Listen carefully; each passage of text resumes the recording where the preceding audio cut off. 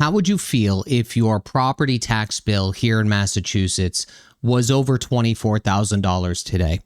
That's what the median homeowner inside of Massachusetts would be paying today on their home if Proposition 2.5 had never existed, meaning never happened, never got implemented. That's where we would be at. But instead, you're paying around maybe $6,900. I've been saying this for a very long time now. Once you start to question Prop 2.5, once you start to bring it up, you put it inside of the public space, what ends up happening and what will inevitably happen, it will remain a talking point for people that want to disrupt it and for people like me that want to save it. And that's exactly what's happening. So remember, the people that want to change this are the people that want to take that protection away from you, and they want to call it some kind of reform. They like to use these, I call them word wizards, right? They like to use this creative language where it makes it seem like a good thing, but it's really not.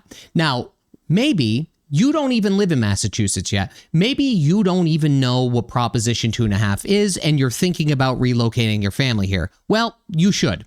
And I'll give you a little briefing of what it actually does, because I think a couple of crooked people here, powerful people, are coming for it. Here's the short version. So around 45, maybe 46 years ago, the voters here in Massachusetts approved Proposition 2.5, and it was by a 59-41 margin. Now, the reason that they did this is because before this law existed, Massachusetts property tax burden was 287% higher than the national average. That's right, 287% higher than the national average. So you need to remember something. The people that were paying this were not millionaires, right? They were not millionaires by any stretch of the imagination. These people were getting crushed. These were regular working families inside of our neighborhoods here in Massachusetts, and their tax bills would explode every single year with absolutely no say in the matter. So voters got together and they did what they had to do. They said, you know what? Enough is enough. We need to put a cap on this. We are being squeezed way too much. So the annual levy could only grow at 2.5% plus any new construction. I'll talk about that in a little minute here. And if you want more than that, you have to go back to the voters for an override and ask permission. So the tax increases year over year were effectively capped. That was the deal. That's been the deal for over 46 years now. But unfortunately, in the beginning of 25 and now into 26, we have a Boston mayor who likes spending other people's money. They like spending other people's money, and now they need to collect more money. So what they're doing is they're trying to figure out creative ways to attack Proposition 2.5. This is, of course, none other than Michelle Wu. She called this a relic, basically. She said it's handcuffing cities, and she made a claim that over its history, over its so many years worth of history, what ended up happening was the inflation ran on an average of 25% higher every year above the 2.5% growth limit that Prop 2.5 is enabling. And she's using this as an argument to try to push to either loosen the cap or potentially outright appeal it. The Massachusetts Municipal Association is backing her up on this, and they also called the cap unreasonable in an inflationary environment. And I could agree with a couple things here, but I'm going to give you my version of what I think is going on. The towns are broke here. The towns are freaking broke here. They're only increasingly getting worse. Services are getting cut. Overrides are exploding. It was 22 override attempts in 2015. Then, as of last year, it was 53 override attempts in October. Now it's 74 in May. We're May 7th and they're 74. And here's the thing. I said I'll be fair. They're not wrong that something has to give. They are completely right, but they are completely wrong about what that something is. So first, let me talk about the facts that these people would like you to just gloss over, okay? This report came from the Fiscal Alliance Foundation, and it was just released, I think it was 2 days ago, give or take. It's a 2026 study on Prop 2.5, and the numbers are not ambiguous, okay? The numbers are not ambiguous at all. It's basically telling us what we already knew. That's what's going on here.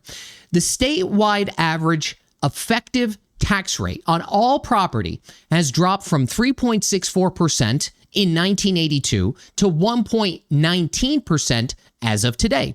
So, residential rates specifically sit around 1.04%. That's still, this is the key metric, that's still 30% above the national average. So don't let anybody try to tell you that this law has created some kind of tax haven, that people are moving to Massachusetts for the low taxes. Not happening, guys, okay? It's not happening. So keep this in mind as well. Without Prop 2.5, Massachusetts homeowners pay 19% less in residential property taxes than they would if the law had been repealed just a decade ago.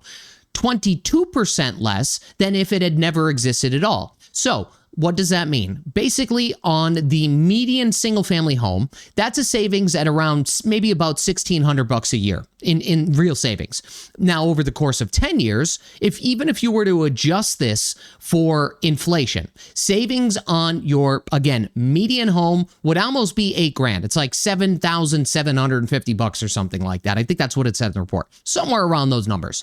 Now, Michelle Wu likes to say that inflation is outpacing the cap with a 2.5% cap. So if inflation is running higher than our municipalities, they end up falling behind. I think that is actually a good argument. I do. I think that that is a good argument. But it's built on a misunderstanding. It's built on a misunderstanding of how these laws actually work. Because Prop 2.5 isn't actually a strict 2.5% cap. The math does not work out that way, and it never was. There's a mechanism that is baked into this. I bet a lot of you guys don't know this. There's a mechanism baked inside of this, and it's a formula called new growth. So basically the way this works is when new construction happens, new homes, commercial developments, renovations, or some kind of condo development, something like that, that comes onto the tax rolls and gets added to the levy limit at the prior year's rate. And the way Massachusetts does this is unusually generous, believe it or not, to municipalities compared to other states. The result is a kind of like backdoor inflation adjustment. So over the past 2 decades, the actual average growth of property tax burdens in Massachusetts is closer to 4.4% in nominal terms, not 2.5%. But this is where it gets interesting, because the critics on this aren't entirely making every single thing up. And I want to clear this up just to be thorough. The override explosion that is happening inside of Massachusetts, I have been covering this forever, is real, okay? 53 towns were seeking overrides last year in October, as I said.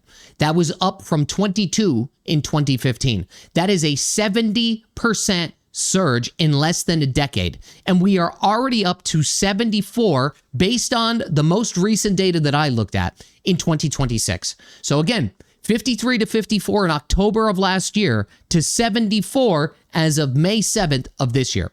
And remember, these aren't big cities doing massive capital projects. These are small suburban towns. You figure maybe they have 2 or 3 Dunkin' Donuts, right? Maybe 1 post office, 1 Starbucks, a Chipotle, and their population is like less than a Healy press conference. That's the damn truth. These are smaller towns. And the overrides in Massachusetts, you have to understand something. Overrides in Massachusetts is a chance at survival, depending on what side of the aisle that you're on. It's not for growth. It's not necessarily for new schools or some new project, right? It's basically to keep these towns whole, at least at this point. So in 2010, municipal spending in the state has grown 0.6% per year in real terms. The national average is 1%. So the state's own budget grew at 2.8%. So the towns are genuinely getting squeezed. Basically, there's less money in the pot. That's what's going on. There's less money in the pot to deliver to these towns. So forget like the video I did yesterday or the other day about historic spending on municipal budget.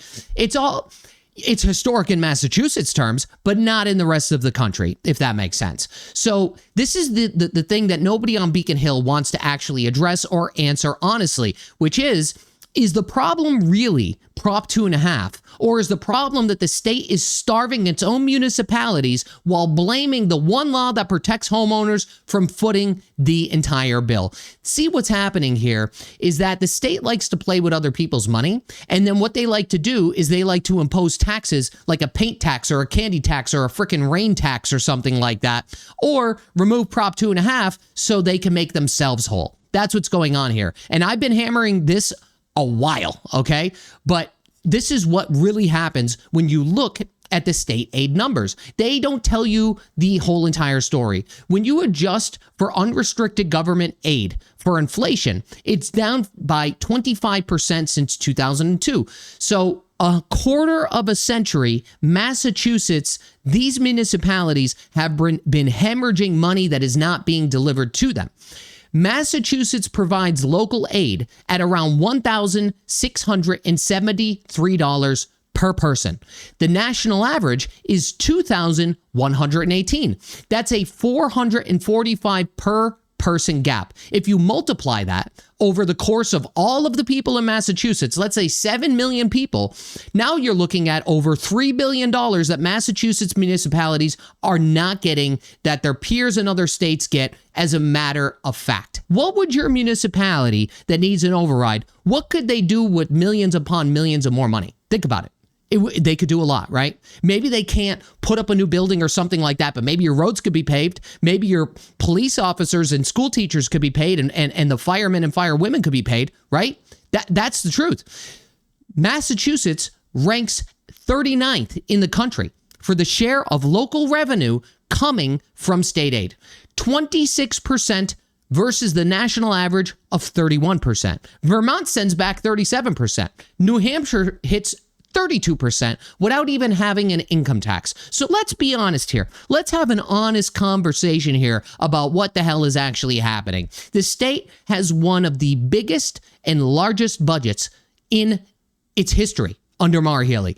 They've hired thousands of new state employees since she took office. They are funding advocacy groups. They are funding DEI programs. They are funding climate initiatives. All of these cost billions upon billions of dollars. Tons of money. Tons of money. They are not funding the roads. They're not funding the towns. They are to a point, just to say that they do. But if you give a town $1, I wouldn't consider that funding, okay? So when the towns come begging, because they are literally begging to keep the lights on, the response from the governor and the Boston mayor is, let's fix how the state distributes its own money. The response is, let's remove the cap that protects homeowners from paying for all of this themselves. And that's the truth. That's really what's going on here. That's not some kind of fiscal reform. That's a mugging with the podium in front of you. It's an absolute scam, is what it is. It's an absolute scam. They want to come for more money out of your pockets so that they don't have to dig in theirs. They want to keep the people that they hired and the nonprofits and the advocacy groups that they donate to and all of this other nonsense that they're trying to run in this state. They want to maintain that stuff, but they want to disenfranchise the municipalities that built the state in the first place. That's what's really going on. So the lawmakers here, look at it this way. The lawmakers here that are running out of other people's money are doing everything in their power to claw even more back. So in my opinion, this is my opinion. If you want to dramatically increase the unrestricted government, UGGA, unrestricted government aid, and Chapter 70, you are either raising state taxes on the same people you're trying to protect, or you are cutting spending somewhere else. I would opt for the latter, which is cutting spending somewhere else. And if Beacon Hill won't even let the state auditor look at the legislators' books, then why on earth would you trust them to responsibly allocate billions more in state aid to municipalities? It's not going to happen. It's not going to happen. They're not going to do it. They're not going to do it until these towns put enough pressure. Here's the mechanism that they've enabled and that they've created. And I said this before. You have people inside of your own towns, and you could argue either way, right? You could argue pro-override, you could argue anti-override, right? There's beneficiaries and losses on both sides of the spectrum, right? They want this because it keeps the focus on the people in the town itself. They don't want the focus on the state government. That's the truth. You guys need to be more vocal about this. You are just feeding into a machine that's already proven it doesn't prioritize you. That's what's going on. You're fighting amongst your peers on these issues when the state should be delivering more aid. That's what should be going on. Now, some people could argue that more money from the state, and I just want to clear this up just in case it pops up in the comments. You could argue that more money to the state may not necessarily mean better outcomes. And that's true, right? The towns still need to do what's in the best interest of the towns and the people. But if the state gives more money to the towns, it also does create a level of dependency. And I want to talk about that. A good example of this is I looked at the gateway cities. They get the most state education aid, but yet their results on a per dollar basis, meaning the amount that they're getting versus the results of this aid, are some of the worst in the Commonwealth. So more money doesn't always equal more performance, if that makes sense. So there's no doubt in my mind that this needs to be a unilateral approach where the towns are responsible with the money they are receiving, while the state itself needs to be more generous and more proactive with the money that is offered. But to be honest, as I'm sitting here thinking, I think that this could easily be squashed, meaning that the towns that become more dependent on the state, this would be my, brainstorming right now answer to this, right? I think this could be easily squashed if you added some kind of incentive mechanism in place where, the towns that are getting increased aid, and even if it's all of them for that matter, I don't think this is purely a Beacon Hill problem, right? I think the majority of this is a Beacon Hill problem. But look at it this way. Not only does Beacon Hill need to be accountable, but the towns need to be accountable as well on the money that they receive. So how about this? What if the town could get an increased amount of state aid, but it came with real transparency requirements attached? So look at it this way. If you want a full allocation of additional state aid, and remember, this is for increased aid, not the aid that you're already receiving, right? Now you're getting increased aid. You could almost make your town whole or make it even better than whole, right? Then they should also open their books, meaning the municipality should open their books. They should have an independent audit with itemized public budgets. And maybe some towns do this, maybe some towns don't, but it should be public, right? So that way there's some level of scrutiny from the people that live inside of these towns, like basically show the work. That's what I'm trying to say. So you could have more money flowing down, but accountability from both the municipality and the state government, that comes from both directions, if that makes sense. It's not going to be Beacon Hill calling the shots on who qualifies. I would think that would just be another political weapon, right? If you did this based on school performance or crime or, whatever it may be, I think that would be an easier way to game the system. And I'm just kind of speaking out loud here. But I think, a genuine independent review process after the money is given, see how it was spent at the end of the year, I think that could be an idea worth looking into. I'm not a policy guy here. I'm just an idea guy. I'm just floating this out into the air as a way to potentially incentivize the state to do this. If they see some level of accountability and transparency from their towns, maybe they would be more willing to give more money. Okay, that's wishful thinking, but at least I think it does add a little bit more ammunition to getting more money, if that makes sense. And really, maybe I'll talk to the people that are running for governor on this. God knows Healy's not going to look into this, but I really think it could be a potential win. Now, remember, it won't just be more towns asking for more money, okay? They would be incentivized to receive more money. At the same time, they would have some levels of accountability on the back end to perform. That's what I think. But before we even get to that point, we need to cut the current spending where it's completely out of control. That's what needs to happen first. You can't tax the residents more when they're in the process of a potential override so that the state could collect more money and then in turn give it back to these towns.